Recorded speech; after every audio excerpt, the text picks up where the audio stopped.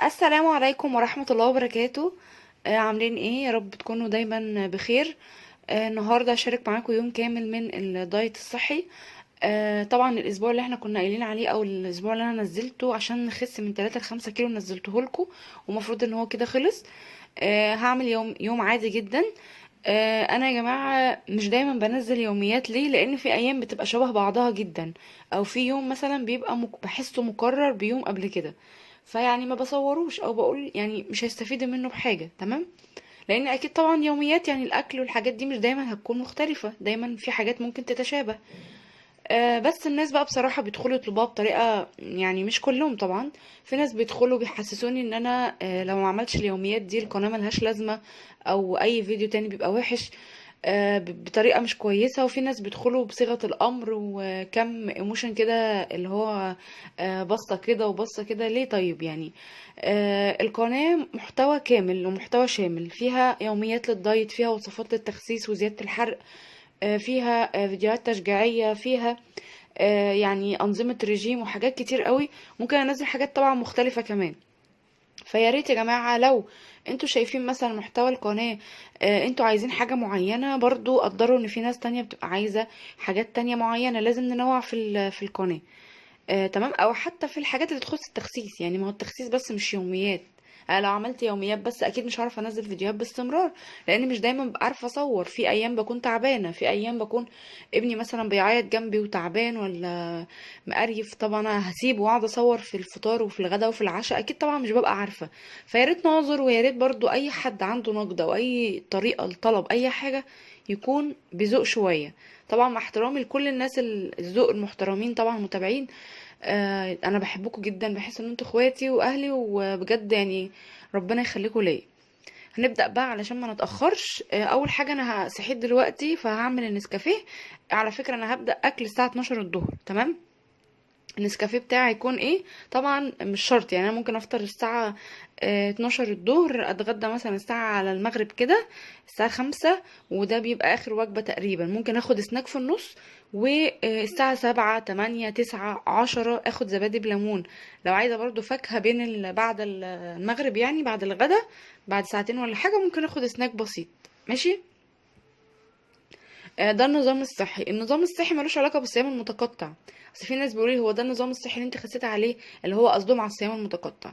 الصيام المتقطع هو بس طريقة كده لتظبيط المواعيد عشان الجسم يحرق دهون اكتر، ولو في ثبات وزن ولا حاجة بيعالجه. ان شاء الله هنزل لكم تاني بالتفصيل، مع اني اتكلمت عنه بس بقالي فترة طبعا اتكلمت عنه كتير جدا. يمكن في ناس طبعا جديدة معانا كتير على القناة. فان شاء الله هنزله لكم بالتفصيل. اول حاجة ده المج اللي انا هحط فيه النسكافيه بتاعي، دوت مج اللي هو الحراري، اي مج طبعا. احط معلقه بس سكر، معلقه واحده بس من السكر الابيض. تمام؟ انا يا جماعه بقالي فتره ما بستخدمش سكر دايت يعني كتير.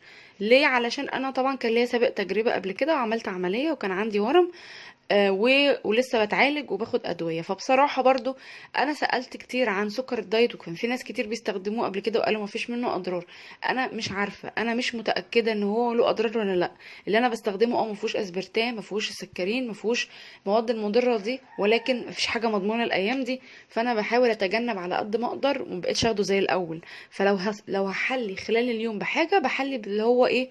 السكر العادي، لا اما معلقه لا اتنين في اليوم. برضو السكر له اضرار كتير، بس اي نعم، هو احنا عارفين مصدره ايه، مش زي مثلا اللي هو السكر الدايت. فيا ريت لو انتوا برضو مقلقين او كده، انا اسفه لو قلت لحد قبل كده مثلا استخدموا السكر الدايت. اللي حابب يستخدم يستخدم، واللي حابب ما يستخدمش ما يستخدمش، علشان برضو ما شيلش ذنب حد، كل واحد ادرى بنفسه. تمام؟ انا ما اعرفش، ممكن تسالوا برضو دكاتره انتوا عارفينهم. ماشي؟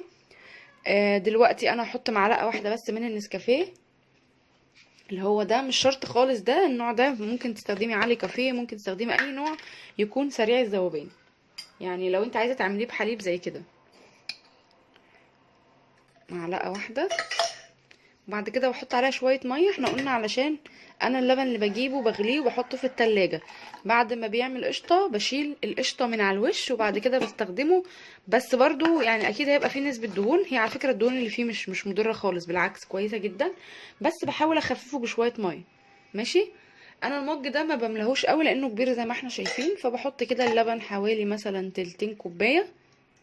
الحليب يعني، علشان الدول التانية اللي بيقولوا على اللبن حليب، احنا بنقول عليه لبن في مصر، عشان بس محدش يستغرب. بيبقى طعمه حلو جدا. انت بقى ممكن تعملي حاجة ظريفة بالمضرب، وتضربي النسكافيه مع السكر الاول وبنقطة مية، بعد كده تزودي الحاجات التانية. تمام. ده كده النسكافيه. دلوقتي هجهز الفطار بتاعي معاكم. طبعا انا جهزت النسكافيه، هجهز الفطار. اكيد انا مش هشرب النسكافيه لوحده، انا عن نفسي بحب اشربه مع الفطار. تمام. فانا دلوقتي قطعت خياره، وقطعت وغسلت جرجير، وانا كنت نقعاه بخل وغسلته كويس جدا تحت ميه جاريه، وحطيت شويه جرجير وخياره كده، ونص رغيف بلدي اهو. انا بكون حاطاه في الفريزر عشان ما يفرولش وكده، وبحطه بسيبه. اول ما اصحى مثلا من النوم بطلعه، على ما اغسل بقى وشي وادخل الحمام واتوضى ومش عارفه واصلي وكده، واشوف لو ورايا اي حاجه مثلا سريعه على ما اقوم يعني وفوق، بيكون فك شويه. بعد كده بسخنه وبيتفتح بالشكل ده، وبيتفتح من النص عادي جدا. دي جبنه قليله الدسم. تمام. او جبنه لايت. طبعا انت لو هتستخدمي يعني، انا ممكن اخد مثلا قد دول كده او اكتر شويه، حوالي معلقه كبيره. ممكن طبعا الجبنه القريش، والجبنه القريش كمان بتبقى ممكن تاخدي منها قطعه كبيره مسموحه كمان يعني. وممكن برضو بيض، ممكن فول، اي حاجه بتحبي تفطري بيها تكون صحيه معاكي. عايزه مثلا تفطري حاجه حلوه، ممكن مربى دايت ممكن تعمليها في البيت او تشتريها جاهزه. ممكن ايه تاني، انا سمعت بيقولوا حلاوه دايت، بس بصراحه انا ما شفتهاش يا جماعه. اللي بيقول الحلاوه دايت او حلاوه لايت انا ما شفتهاش، بس مش عارفه يكونوا عاملينها ازاي يعني، لان الحلاوه اصلا بتتعمل من السمسم، والسمسم عموما يعني بيزود الوزن. هو صحي طبعا ومفيد، بس لو اخدنا منه كميه بسيطه. ماشي. انا كده خلاص اهو، كده فطار اهو، فطاري. اجيب لكم بقى النسكافيه.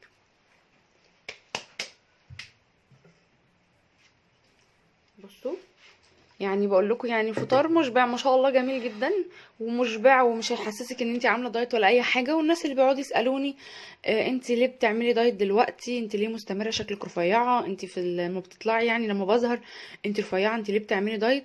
يا جماعه انا بني ادمه زيكم عادي، بضعف وببوظ الدايت وبرجع تاني عايزه احافظ على جسمي عشان ما ازيدش تاني، واحيانا برضو بزيد كام كيلو. يعني عدى عليا فتره فاتت كده من شهرين تقريبا، بوظت الدايت وزدت كام كيلو حلوين كده.